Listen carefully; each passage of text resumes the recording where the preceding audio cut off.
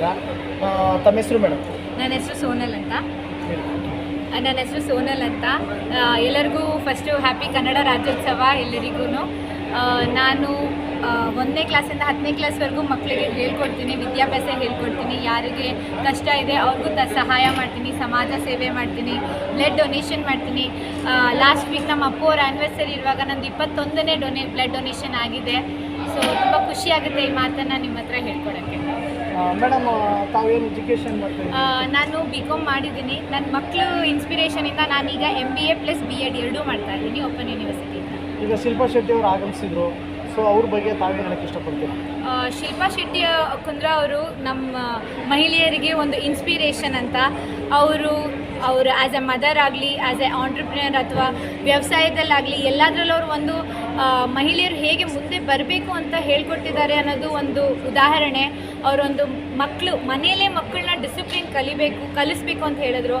As A teacher ನಾನು ಅದೇ ಹೇಳೋದೇನೆಂದರೆ, ಮಕ್ಕಳನ್ನ ನಾವು ಎಲ್ಲಿವರೆಗೂ ಡಿಸಿಪ್ಲಿನ್ ಕಲಿಸ್ತೀವಿ ಹೇಳಲ್ವ, ಮನೆ ಒಳ್ಳೆಯದಾಗಿದೆ, ನಮ್ಮ ಸಮಾಜನೂ ನಮ್ಮ ರಾಷ್ಟ್ರನೂ ಒಳ್ಳೆಯದಾಗಿರುತ್ತೆ.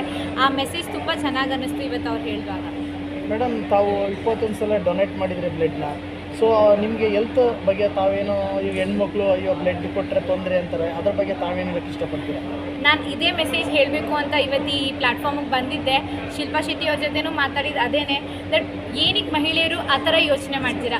ಆ್ಯಕ್ಚುಲಿ ನಾವು ಡೊನೇಟ್ ಮಾಡುವಾಗ ನಮ್ಮ ಬ್ಲಡ್ ಇನ್ನೂ ರೀಜೆನರೇಟ್ ಆಗಿ ನಾವಿನ್ನೂ ಹೆಲ್ದಿಯಾಗಿರ್ತೀವಿ. ಅದು ಬ್ಲೈಂಡ್ ಬಿಲೀಫ್ ದಟ್ ನಮ್ದೇನಾದರೂ ಪ್ರಾಬ್ಲಮ್ ಆಗುತ್ತೆ, ನಮ್ಮ ಮಹಿಳೆಯರಿಗೆ ಪ್ರಾಬ್ಲಮ್ ಆಗುತ್ತೆ ಅಂತ ಇಲ್ಲ, ಏನೂ ಆಗಲ್ಲ. ನಾನೇ ಸ್ವತಃ ಒಂದು ಉದಾಹರಣೆ ನಿಮ್ಮ ಮುಂದೆ ಇದ್ದೀನಿ.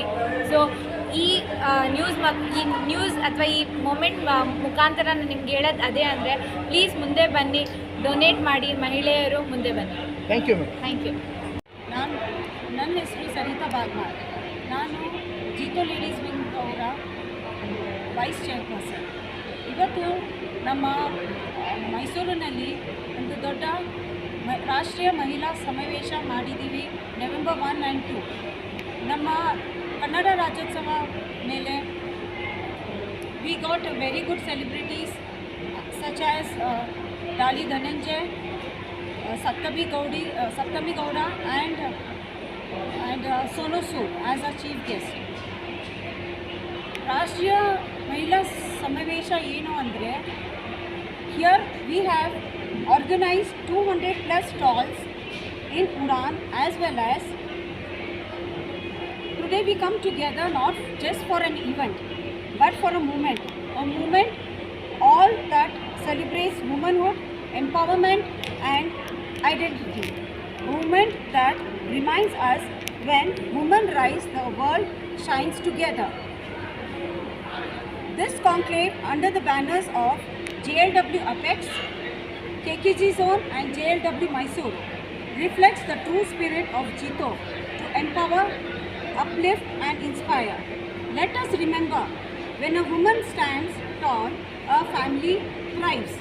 When a woman leads, a community flourishes. And when a woman believes in herself, a nation transforms. So today, let's celebrate every deed, every achievement and every woman who dares to make a difference. 7 days at least ನಾವು ಸ್ವಲ್ಪ ಮಾಡ್ಬೋದು. ಆ ಥರ ಮೇಲೆ ಮಕ್ಕಳು ಡಿಸಿಪ್ಲಿನಲ್ಲಿ ಇರಬೇಕಾದ್ರೆ ನಾವು ಡಿಸಿಪ್ಲಿನಲ್ಲಿ ಇರಬೇಕು first, because children follow their parents ಅಂತ. ಸೊ ಹೆಲ್ತ್ ಆ್ಯಂಡ್ ವೆಲ್ನೆಸ್ ಬಗ್ಗೆ ಅವರು ತುಂಬ ಟಿಪ್ಸ್ ಕೊಟ್ಟರು ನಮಗೆ. ನಮ್ಮ ಲೈಫಲ್ಲಿ ಎಕ್ಸಸೈಸ್ ಇರಬೇಕು, ಏನೇನು ತಿನ್ನಬೇಕು, ಏನು ತಿನ್ನಬಾರ್ದು, ಆ ಥರ. ಆಮೇಲೆ ಇನ್ನೂ ಸಾಯಂಕಾಲ ಇವತ್ತು ನಮ್ಮ ಸುಹಾನಿಶಾ ಅವರು ಬರ್ತಾರೆ. ಅವರು ಒಬ್ಬರು ಮೆಂಟಲಿಸ್ಟು, ಅವರು mind reader.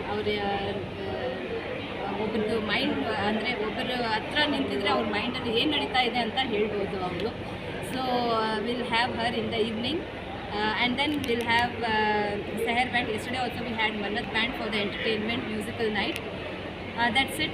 Thank you. I am Rajni Daglia, Jito Ladies in Mysore. Thank you. और ये बड़ी पसंद गाना आप हमारे यहाँ पे परफॉर्म करेंगे। गाने तो मैंने गाए नहीं है सर, गानों पे सिर्फ लिपसिंग किया है मैंने। थैंक गॉड, क्योंकि अगर मैंने गाना शुरू कर दिया तो फिर लोग भाग जाएंगे जगह से।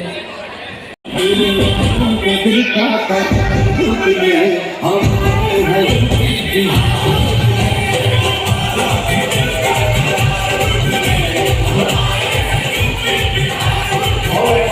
check. क्या बात है, क्या एनर्जी है, सुपर एनर्जी.